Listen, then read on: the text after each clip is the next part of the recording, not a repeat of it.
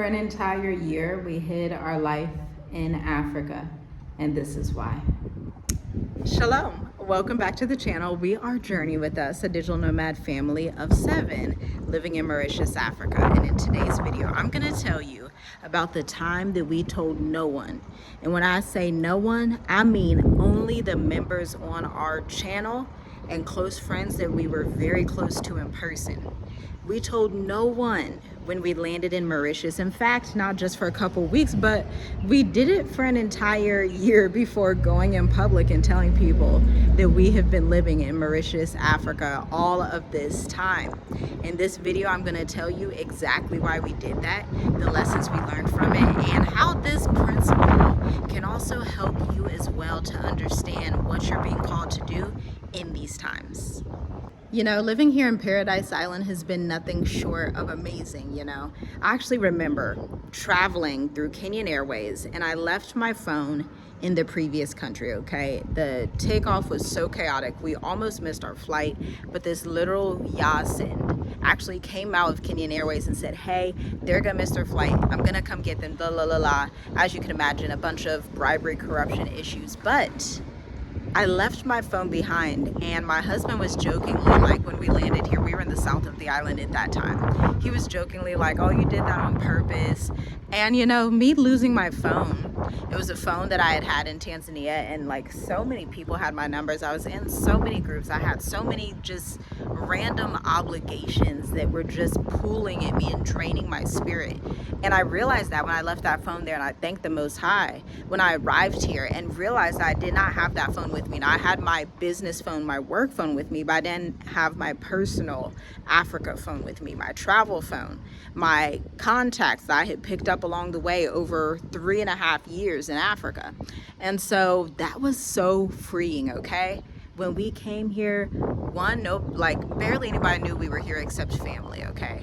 And our members that are on our channel. Shout out to our members only. And by the way, if you're not subscribed to members only, you may want to do that, because we just toured 4 potential Airbnb investment properties that we are looking at in a specific area here in Mauritius that for us was unheard of. We had heard the name of it, but we didn't know what it was like. And so you may want to subscribe to check that out and get that behind the scenes, because you're not gonna get that anywhere else at all, because most people have never been to this island, okay? But listen, the moment that phone was lost, at first I was frustrated, but then this sense of relief came, and all these names popped in my mind of people that no longer had my number, people that could no longer get in contact with me. And I was so happy about that, to be quite honest. I know that sounds bad, but I was so happy these people could no longer message me. So happy. To this day, I'm like, that was a point in my life that was like, oh, this is so freeing.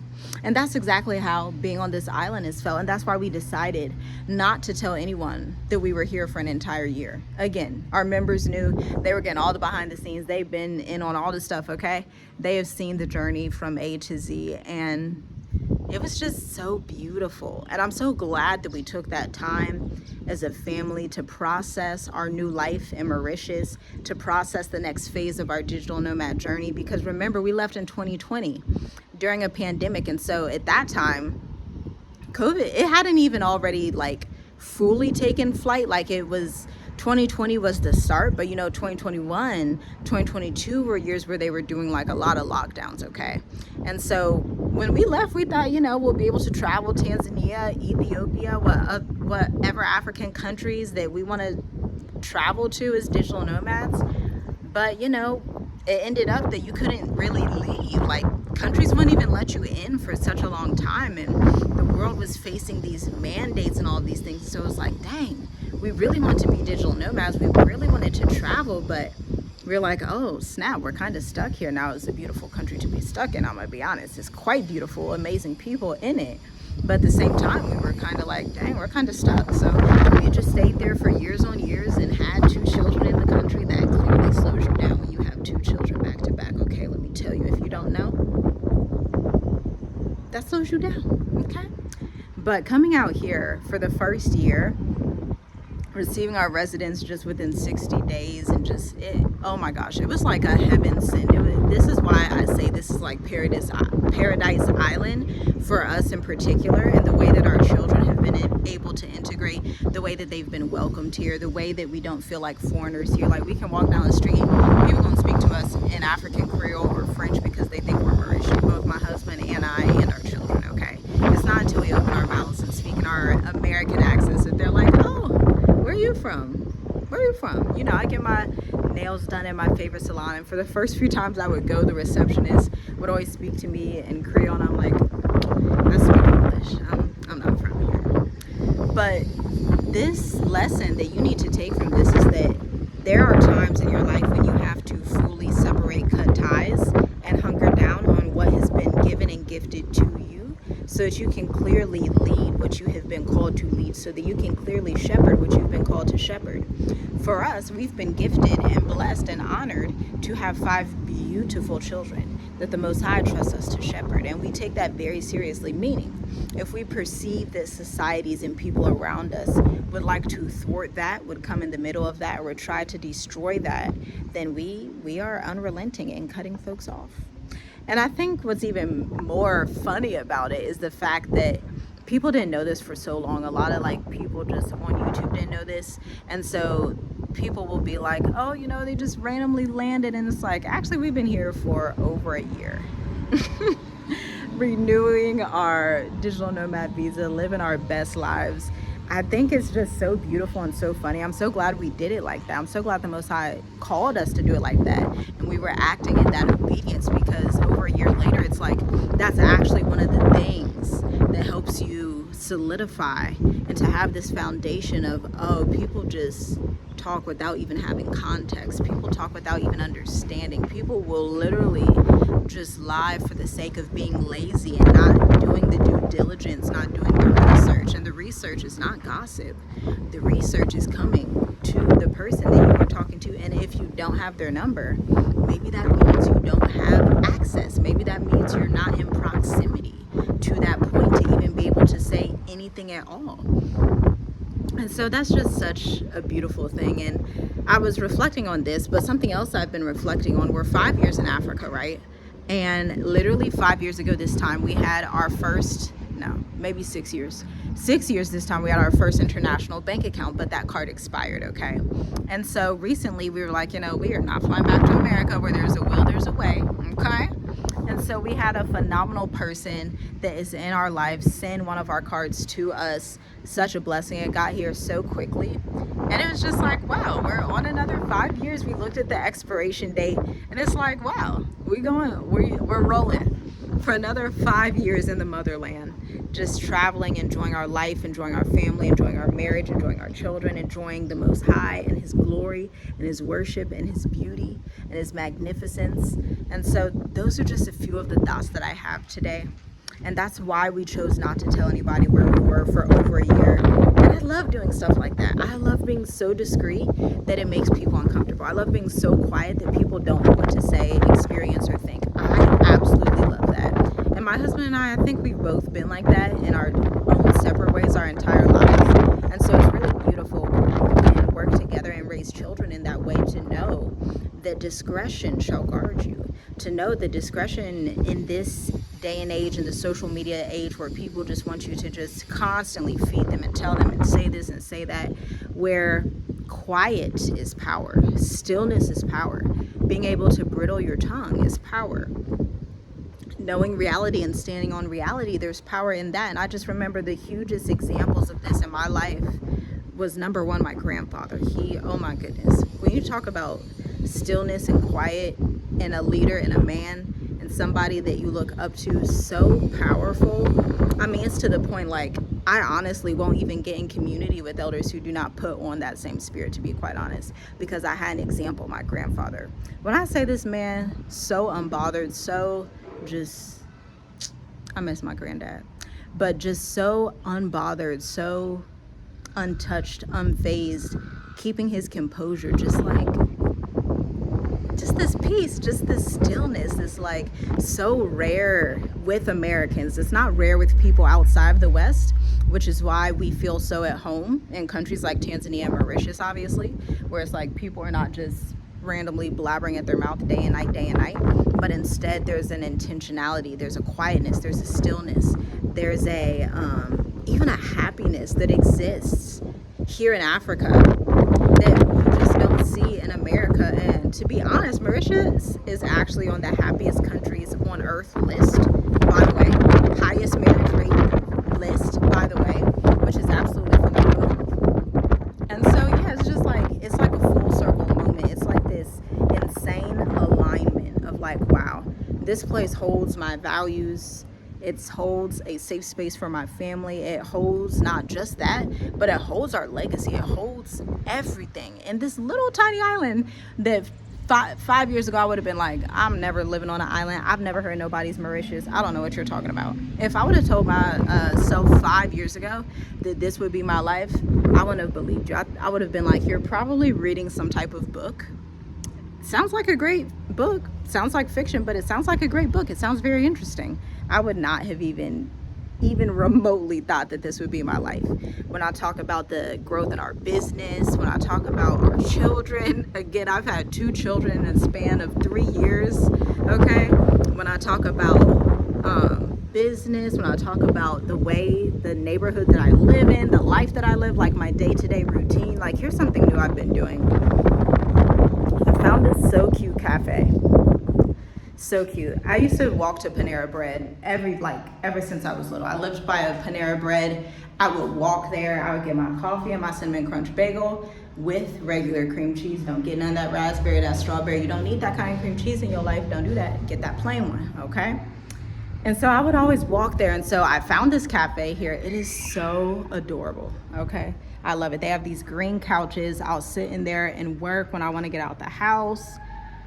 This delicious blueberry pastry, this coffee that is so good. It's better than Panera Bread, y'all. I said, when I found that cafe, I said, oh yeah, they just sealed the deal. Look, America ain't got nothing for me. At a point, I would be like, dang, one thing I miss about America, obviously family, and then Panera Bread. Like, how could you not miss Panera Bread? I have been going there probably every week of my life since I was maybe 6 years old. But this cafe, oh my gosh, so cute. It has this little enclosure. It looks like a little glass cafe, so you can like see inside of it. I don't know why it took me so long to see it, because we had been going to this place for such a long time since we've been here, but I never stepped foot in it. And so there's also this lesson of make sure, especially when you're coming and traveling to Africa, make sure that you see and explore everything that's available to you, everything that's in your area. Make sure you fathom and understand and receive the fullness of the entire moment, the entire space that you're in, the entire space that you're holding, because there are all these little intentional blessings that the Most High leaves to remind you that he has seen where you've been, values the same things as you, sees where you're going, and wants to still increase you in the way that you receive blessing. Like he's speaking your blessing language. Y'all know they talk about the 5 love language. The Most High speaks your blessing language because he's your father. And so it's just like a testament of that all of these things, it's like, oh yes, our international card came. We didn't have to go back and get it. Oh, it's been over a year. Fantastic. Oh, we're looking at property again in different parts of the island we're in.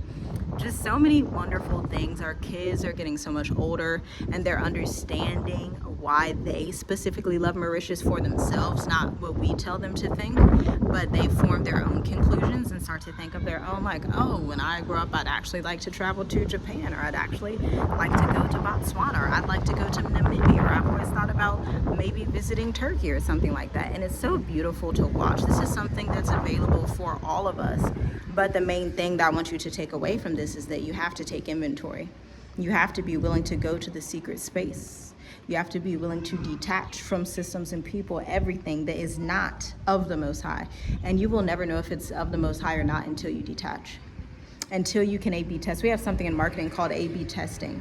And if you're anybody that took statistics in college or in high school, then you know that with statistics, when you're doing one control and you're testing, you can only change one thing. If you change 2 things at one time, you can't tell the difference between what actually changed the outcome. Let's run that back. When you are A/B testing to discern what's happening, you have to detach and choose one control to change. not two, because if you choose two things to change about two situations, then you're not going to be able to discern which one is actually causing the outcome. That's what detachment is all about. It's like A/B testing your spiritual life to see, okay, is this circle around me? Is this location I'm in? But it comes in layered stages where you have to just test it for yourself. This is why the scripture says, test the spirit by the spirit to see if they are from Yah. Many say that they have come in his name, but they act as antichrist. Many have come in that fashion, and you will have people that make themselves out to be messengers of light, and the whole time Yah's like, I don't know them. They think they know me, but they don't know me. You can tell it by their fruits. Just that alone. It's real simple. It's not hard. It's not rocket science. It's discernment is a science. Discernment is a gift, one of the gifts of the spirit. And you know, the more that you discern, the more that you detach, the easier, the more pure you are. Like when you're fasting, right? If you've never fasted before, then of course you're getting all kinds of signals from this, from that, from over there. You don't know what's causing you to have low energy. You don't know if it's this food, that food. So it's like fast. Go slow before intaking certain foods. And when I say certain foods, intaking certain people in your circle, because you consume the things that they put out into the world if you are in proximity to them. So discern these things, like get your discernment up so you can reap the blessing, because the Most High is not going to give the blessing in an area that is cursed around you, because he knows that not only will you fumble the blessing, but the people around you will fumble it for you. Yes, run that back. Not only will you fumble the blessing when you're out of alignment, when you're in spaces that you're not supposed to be in, but the people around you will also fumble the blessing for you and then act like they did you a favor. So move with wisdom, move with discernment, move with discretion. And yeah, at first it feels weird to move with that much discretion if it's something that you haven't practiced. But then when you do it, you're like, oh, what was I waiting for? This is great. Oh, it's great to be alone with the Most High. That's the best place you can be. I think a lot of people, especially when we think about traveling, are afraid of being alone. And it's like you're never alone. Number one, there's 8 billion people on this planet. You're literally never alone. Like if I were to walk out here up this street and try my hardest to be alone, I would quickly find that I'm not alone. Very quickly, especially in a country like this where it's like people pull over like, hey, you good? Do you need a ride? Hey, madame, bonjour. Do you need a taxi? Do you need a ride? Like, people will go out of their way to help you.